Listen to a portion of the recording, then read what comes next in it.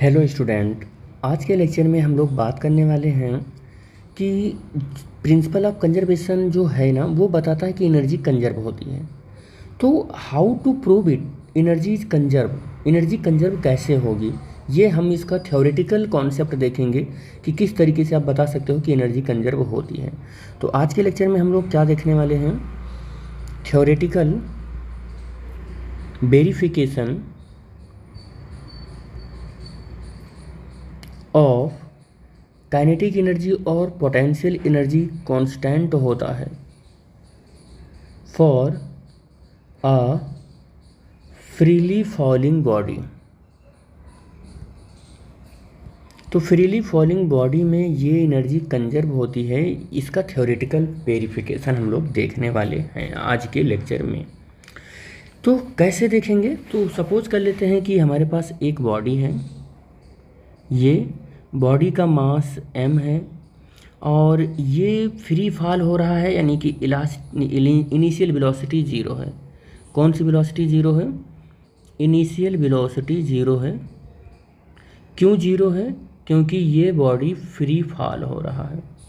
Free fall में initial velocity u equal to क्या होती है? ज़ीरो होती है। इस बॉडी को यहाँ से गिराया जा रहा है और किसी h हाइट तक गिराया गया। मान लो ये बॉडी की दूसरी पोजीशन है और ये बॉडी यहाँ तक आके गिर रही है, ये यहाँ तक, ये सरफेस से टकरा गई यहाँ पर, और ये ग्राउंड का सरफेस है। ये क्या है? सरफेस ऑफ अर्थ है, सरफेस ऑफ अर्थ है। और जितनी हाइट से ये गिराया गया, उस हाइट को हम ये मानकर चल रहे हैं कि वो हाइट कितनी है? स्मॉल h है, ये स्मॉल h है। और ये जितनी हाइट गिर गई है, इस हाइट को हम मान लेते हैं x है, जो सिचुएशन b है, और ये सिचुएशन a है, ये सिचुएशन c है। और फिर ये इतनी हाइट क्या बचेगी? ये बचेगी h माइनस एक्स हाइट बचेगी, ये h माइनस एक्स हाइट बचेगी। ठीक है, इतना आपको समझ में आ गया होगा। अच्छा, जब ये बॉडी फ्री फॉल हो रही है, उस दौरान acceleration due to the gravity क्या है? एक्सीलरेशन ड्यू टू ग्रेविटी क्या है? वो है स्मॉल g। ये आप याद रखना। यहाँ पर तीन सिचुएशन ले रखा है हमने, सिचुएशन ए, सिचुएशन बी और सिचुएशन सी। तीन सिचुएशन ले रखी है हमने। काइनेटिक एनर्जी को हम लोग किससे रिप्रेजेंट करेंगे? के से रिप्रेजेंट करेंगे। और पोटेंशियल एनर्जी को यू से रिप्रेजेंट करेंगे। और total mechanical energy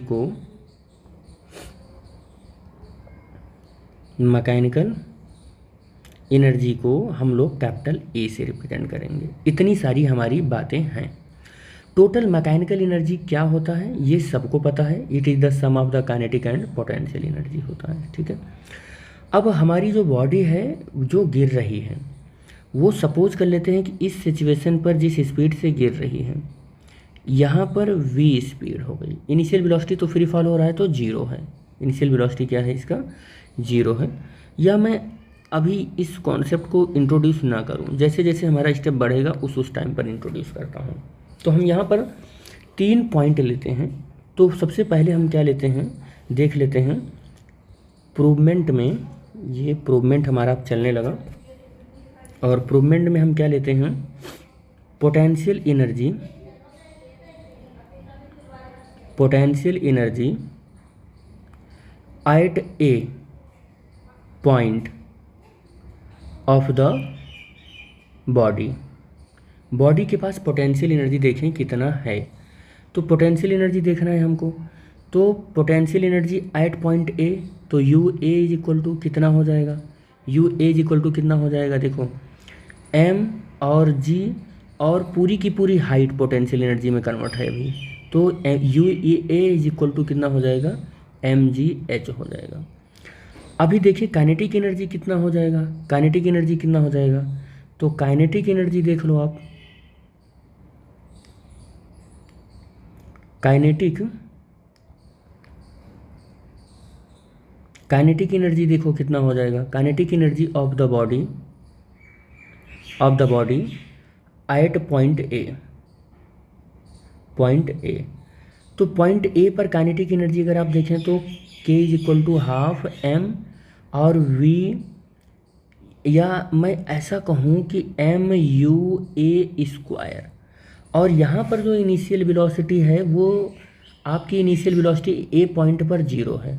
kinetic energy के फार्मूले में ये पॉइंट अगर रखोगे जीरो का स्क्वायर, तो अब काइनेटिक एनर्जी आपको क्या मिल जाएगी, जीरो मिल जाएगी। किस पॉइंट पर मिली हुई है, ये पॉइंट आपका है, कौन सा पॉइंट है ये आपका, ये पॉइंट आपका काइनेटिक एनर्जी का है। ठीक है, किसका है, काइनेटिक एनर्जी, ए पॉइंट पर काइनेटिक एनर्जी का है। अब ए पॉइंट पर टोटल मैकेनिकल एनर्जी देख लें, तो टोटल मैकेनिकल एनर्जी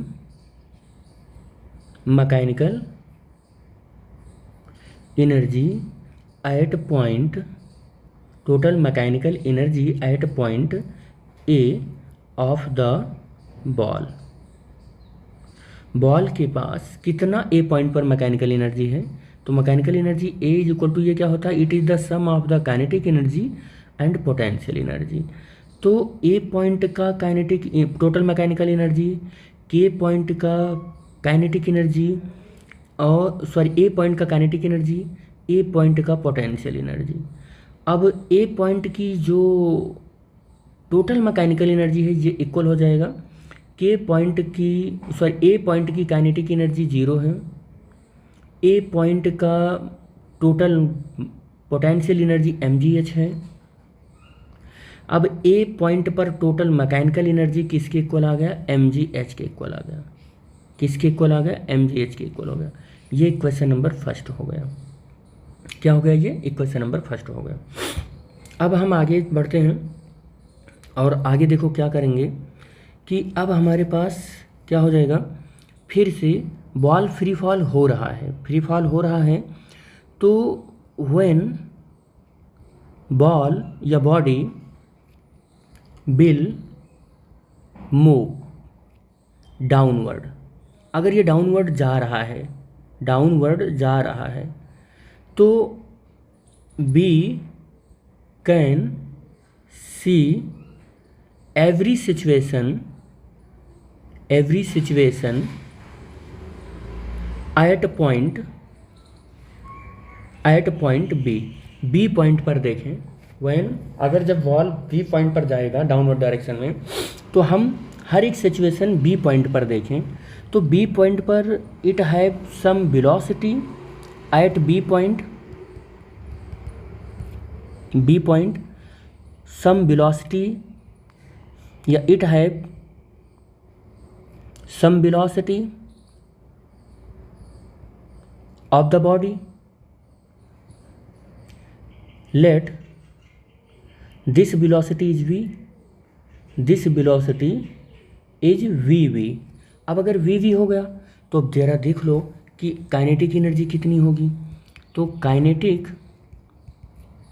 नहीं, पहले तो पोटेंशियल एनर्जी देख रहे थे हम, तो पोटेंशियल एनर्जी देख लेते हैं।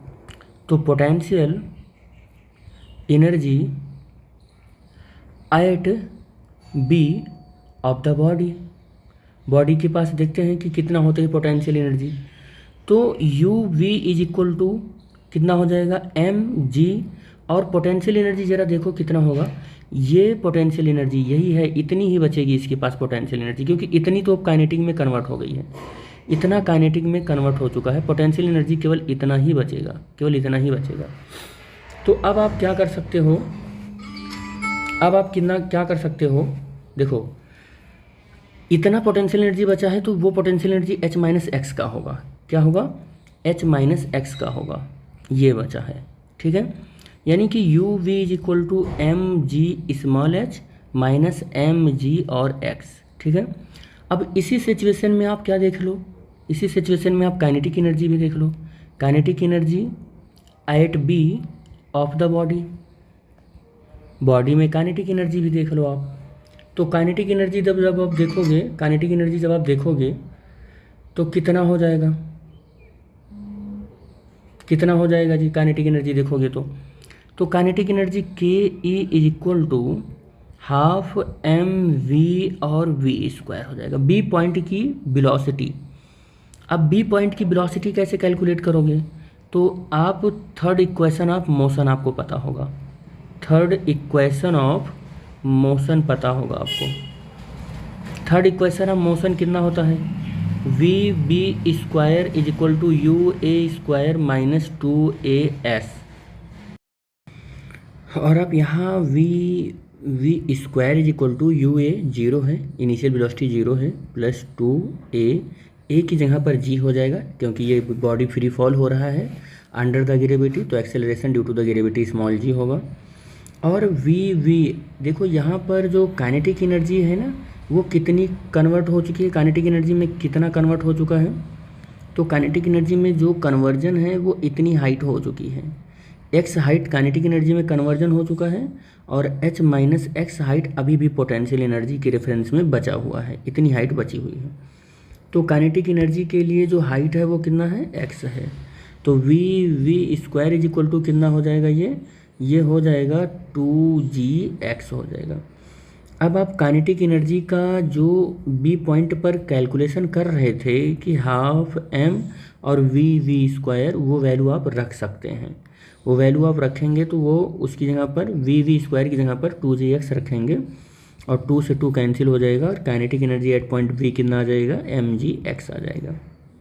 ठीक है, तो आपको मिल गया kinetic energy at point B, potential energy मिल गया है एट पॉइंट बी, ये potential energy at point B भी। अब आप क्या करो, टोटल एनर्जी एट पॉइंट क्या निकालना है आपको? Total energy at point, total energy at, total energy ना निकालकर आप टोटल मैकेनिकल एनर्जी निकालें, total mechanical energy at point B. तो टोटल मैकेनिकल एनर्जी क्या होता है? It is the sum of the kinetic energy plus potential energy. अब ये पॉइंट सी बी का है, तो ये पॉइंट बी का हो जाएगा, पॉइंट बी का हो जाएगा। अब E B is equal to क्या हो जाएगा? Kinetic energy at point B mgx, potential energy at point B is equal to कितना हो जाएगा? mgh और माइनस mgx। अब आप अगर कैंसिल करना चाहें तो कैसे कैसे कैंसिल कर सकते हैं आप? इसको इससे कैंसिल कर सकते हैं, इसको इससे कैंसिल कर सकते हैं। क्या बचा आपका? आपके पास जो बच रहा है वो बच रहा है E B is equal to mgh बच रहा है। तो ये बी पॉइंट की टोटल मैकेनिकल एनर्जी है। तो मैकेनिकल एनर्जी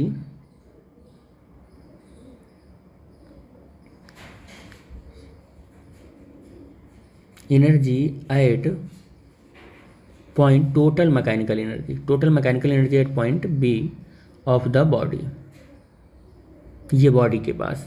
तो ये कितना है? E V is equal to mgh, और इक्वेशन इसको कोई दे दो, और इसको इक्वेशन दे देते हैं, इक्वेशन नंबर ये 2 हो जाएगा। इससे पहले इक्वेशन नंबर 1 बना चुके हैं, ये इक्वेशन नंबर 1 बना चुके हैं हम। ठीक है, ये इक्वेशन नंबर 1 बना चुके हैं। अब आप क्या करो, अब इसी तरीके से आप क्या कर सकते हो कि potential energy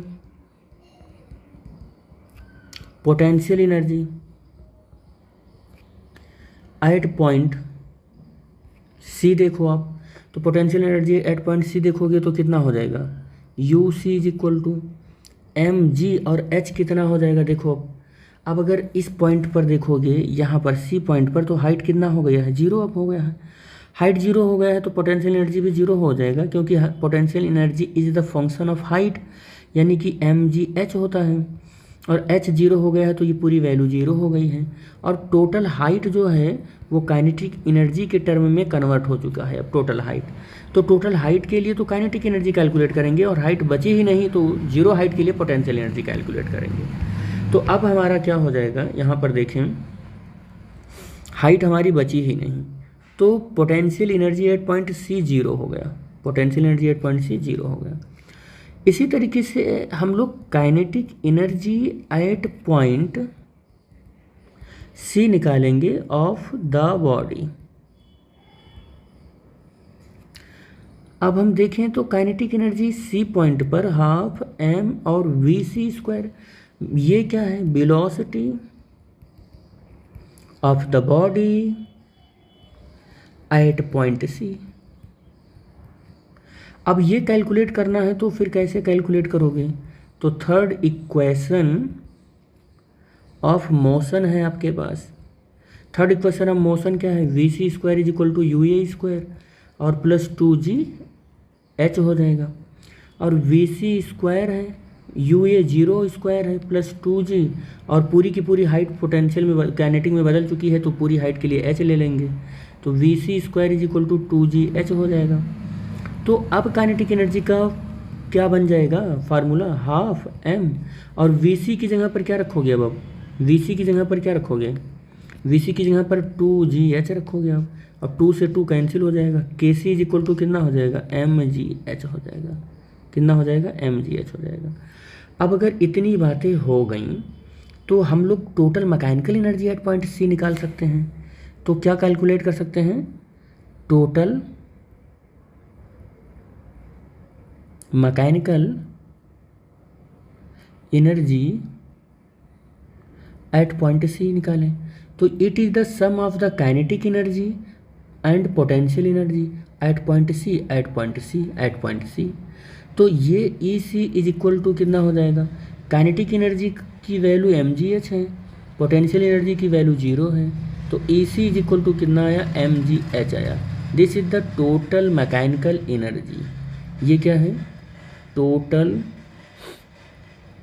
mechanical energy at point C. अब आप जरा इसको 3 इक्वेशन मान लें और इक्वेशन नंबर 1, 2, 3 को ध्यान से देखें। इक्वेशन नंबर 3 यहाँ पर है, ये इक्वेशन नंबर 2 अगर आपको देखना है तो इक्वेशन नंबर 2 यहाँ पर है, ये इक्वेशन नंबर 2 है, और ये इक्वेशन नंबर 1 है। तीनों की वैल्यू देख रहे हो, mgh, और यहाँ पर भी देखो mgh, ये वैल्यू देख रहे हो। तो फ्रॉम एबव इक्वेशन कंक्लूजन तो यही निकल कर आएगा ना, कंक्लूजन यही निकल कर आएगा, क्या निकल कर आएगा, from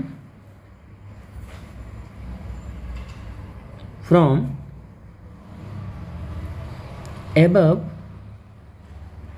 equation first, second and third tells to us the total mechanical energy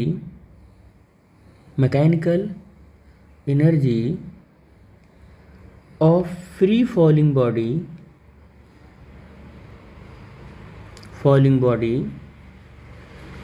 is remains constant at each point, हर एक पॉइंट पर क्या है, उसकी total mechanical energy free falling body की कांस्टेंट है। आप देख रहे हैं हर एक जगह पर mgh है, तो फिर हो क्या रहा होगा, तो कह रहा है कि इन द एवरी पॉइंट